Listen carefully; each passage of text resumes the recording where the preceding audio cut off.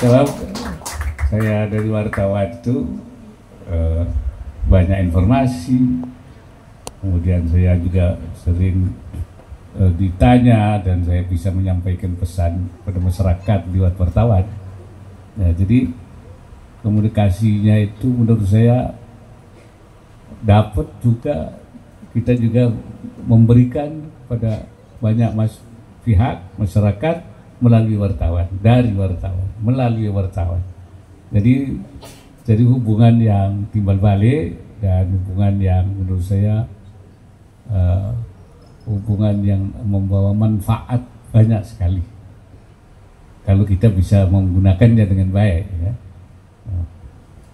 Tapi bisa juga saya, mudah-mudahan saya tidak lewat wartawan menimbulkan kegaduhan gitu kan, ya, menimbulkan kerusuhan, menimbulkan kekacauan. Bisa juga wartawan jadi alat untuk menyampaikan sesuatu yang bisa menimbulkan kegaduhan.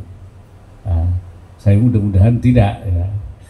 Tapi artinya walaupun sekarang sudah tidak jadi menjabat, ya, saya tetap membaca berita-berita dari wartawan, baik dari medsos maupun dari yang lewat televisi ataupun dari koran, dari mana-mana saya. Jadi itu tetap saya berkomunikasi walaupun tidak komunikasi langsung, karena peran wartawan itu sangat strategis dan penting. Dan yang kedua tentu dengan masyarakat. Dengan masyarakat dalam kunjungan-kunjungan saya ke daerah. Itu terasa, rasanya kita bisa menyapa masyarakat, bisa berdialog dengan masyarakat, bisa juga mengarahkan masyarakat, bisa memberi. Makanya waktu saya misalnya ke Papua, saya bilang, saya datang ke sini itu bukan mau ngajarin Anda semua, tapi saya ini ingin memperoleh apa yang sebenarnya kalian semua perlukan di sini. Saya ibaratkan saya itu datang mau menggaruk mana yang gatel. Ya, sebab yang gatel itu di mana yang gatel Anda yang tahu. Jangan saya sampai menggaruk sesuatu yang sebenarnya tidak gatel. Nah, ada kan suatu program yang kita bawa, padahal mereka tidak memerlukan itu. Yang perlukan ini, karena kita tidak bertanya, tidak berdialog dengan mereka, sehingga kita tidak tahu. Menurut kita ini, padahal menurut mereka bukan itu, ini. Nah, karena kita tidak tahu di mana yang gatel itu. Nah, ketika itulah maka saya tanya, mana yang gatel? Itu yang akan saya garuk, gatel itu. Kemudian yang kita tuangkan dalam berbagai program, ya, percepatan, quick win itu, ya, di bidang pendidikan, di bidang kesehatan, di bidang infrastruktur, ya, di bidang kesejahteraan. Itu semua itu berdasarkan dialog-dialog, ya. Sekarang pun saya turun tentu tetap ke masyarakat, tapi beda gitu. Sekarang itu lebih pada saya diundang memberikan ceramah, jadi saya memberi saja, ya. Jarang saya, kecuali dalam forum-forum tertentu ada dialog, baru kita lakukan dialog. Tapi secara umum ke masyarakat tentu berbeda, segmentasinya berbeda. Ada yang sesuatu yang saya rindukan, yang tentu tidak saya dapat di sekarang. Tapi sekarang juga saya mendapatkan sesuatu lagi yang tentu dulu saya tidak lakukan pada waktu jadi Wapres. Jadi ya sebenarnya semua itu diperlukan di dalam kita berkomunikasi dengan masyarakat itu. Itu saya kira yang paling saya rindukan. Lagi satu Bang. Baik. Ya. Baik. Lagi satu boleh? Langsung. Ya, saya Ragil dari Radio El Sintabah. Izin. Bah, sebenarnya di dalam perpolitikan di tanah air ini apa yang perlu digaruk? Mana sih yang gatel? Korelasinya dengan program pemerintah dan kepentingan masyarakat. Saat ini kan sedang dalam tanda kutip tidak baik-baik saja. Momen Ramadan ini apa yang Abah ingin sampaikan kepada masyarakat dan pemerintah? Yang kedua, mohon izin ucapan bulan Ramadan, Bah, terkait bulan Ramadan untuk masyarakat. Terima kasih. Tentu kepada masyarakat itu saya harapkan supaya dalam menghadapi setiap situasi itu kita harus sabar. Karena apa? Itu kan makanya dalam surat Al-Asr itu watawasau bis sabr. Tawasau itu saling memberi pesan kesabaran. Karena apa? Karena hidup kita itu tidak selalu linier, tidak selalu baik. Nah, terkadang ada situasi itu juga ada naik turun. Di saat-saat kita susah itu diperlukan kesabaran, ketabahan. Nah, kalau tidak, itu orang kalau tidak sabar itu tentu akan terjadi dua hal. Pertama, dia frustrasi atau dia emosional. Kalau tidak sabar itu kan frustrasi, dia udah bahasa katanya mutung itu. Nah, atau dia emosional. Nah, itu dua-duanya menurut saya tidak baik. Dan kepada pemerintah tentu saya harap pemerintah itu, saya tidak akan mengatakan ini yang digaruk gitu. Tapi pemerintah supaya menggaruk yang tempat yang gatal. Nah itu, cari yang gatal-gatal itu apa sih, persoalan apa yang dihadapi masyarakat, sehingga kemudian masyarakat itu merasa apa ya, di situ pemerintah hadir. Ya, walaupun misalnya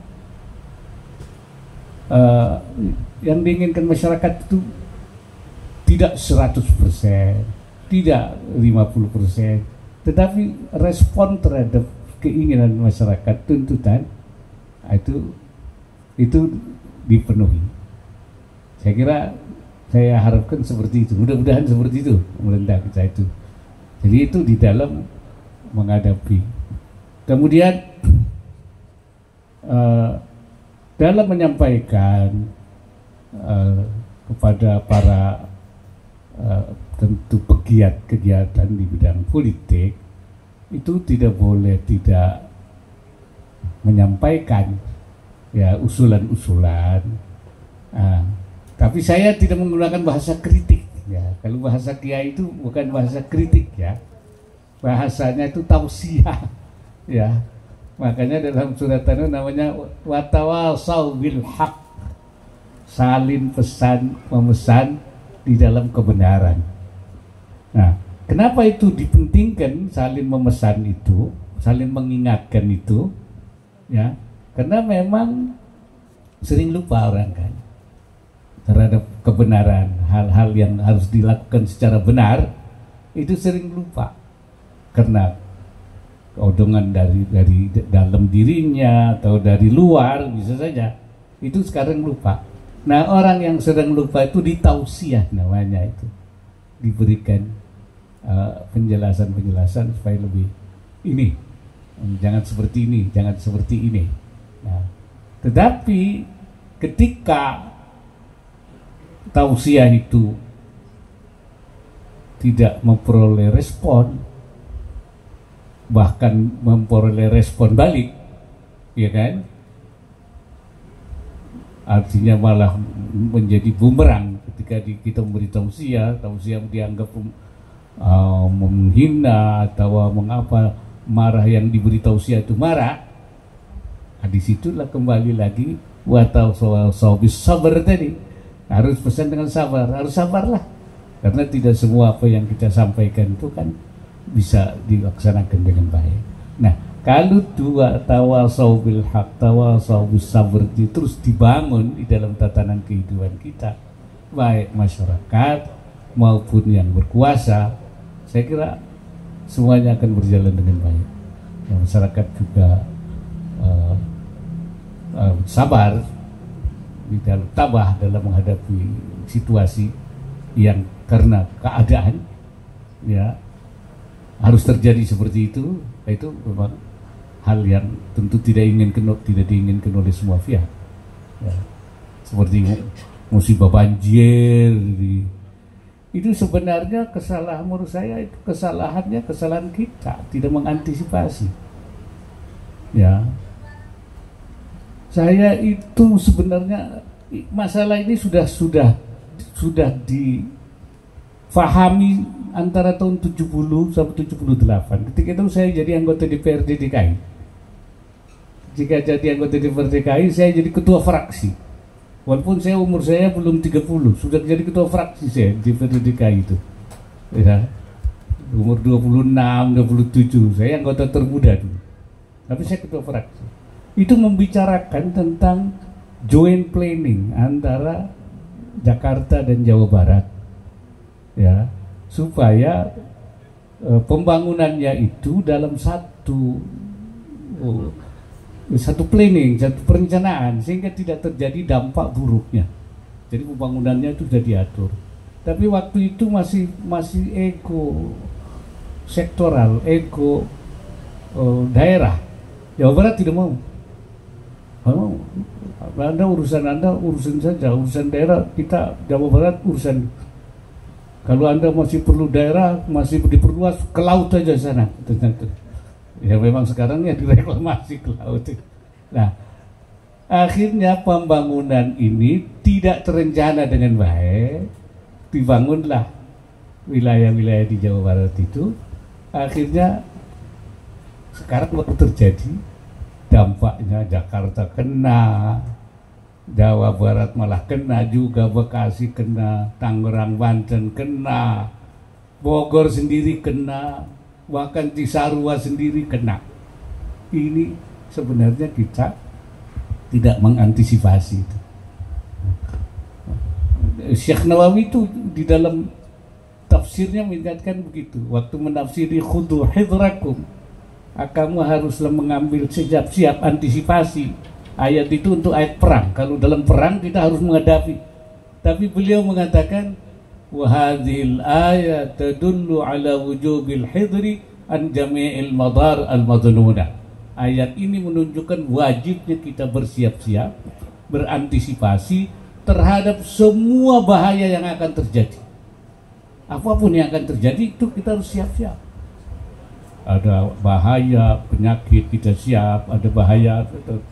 Nah, sebenarnya ini sudah disadari tahun 70-an tentang bahaya banjir yang sekarang, tetapi ego sektoral itu masih ada pada waktu itu. Sekarang baru kita, nah makanya itu memang ini akibat daripada ketidaksiapan kita di dalam menghadapi. Bisa saja dari segi pemahaman, pengetahuannya sudah ada, tapi dari segi kesama pandangannya yang belum ada, ya, kekompakannya belum ada. Saya kira. Ya, makasih. Ucapan bulan Ramadan kepada Assalamualaikum warahmatullahi wabarakatuh, kepada seluruh rakyat Indonesia, khususnya mereka yang beragama Islam yang menunaikan ibadah Ramadan, saya ucapkan selamat menunaikan ibadah Ramadan. Marhaban ya Ramadan. Semoga Allah Subhanahu wa taala mengampuni segala dosa-dosa kita dan menjadikan kita semua orang yang bertakwa kepada Allah Subhanahu wa taala minal muttaqin. Wassalamualaikum warahmatullahi wabarakatuh.